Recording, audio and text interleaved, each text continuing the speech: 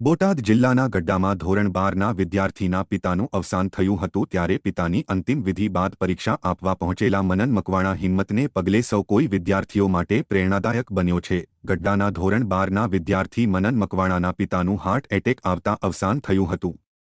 ત્યારે ગડ્ડાના ટાવર ચોકમાં રહેતા પરેશભાઈ મકવાણાને હાર્ટ એટેક આવતા અવસાન થતાં તેના પુત્ર મનન ધોરણ 12ની પરીક્ષા આપવા પહોંચ્યો હતો। મનન મકવાણા નૂતન વિદ્યાલયમાં ધોરણ 12ની પરીક્ષાના છેલ્લા પેપર આપવા માટે પહેલા પોતાના પિતાની ચિતાને અગ્નિદાહ આપવાની પ્રક્રિયા કરીને પરીક્ષા આપવા પહોંચ્યો હતો। કર્તવ્યનિષ્ઠ અને મનોબળથી મક્કમ મનન મકવાણાને જોઈને સૌ કોઈ પ્રશંસા કરી હતી।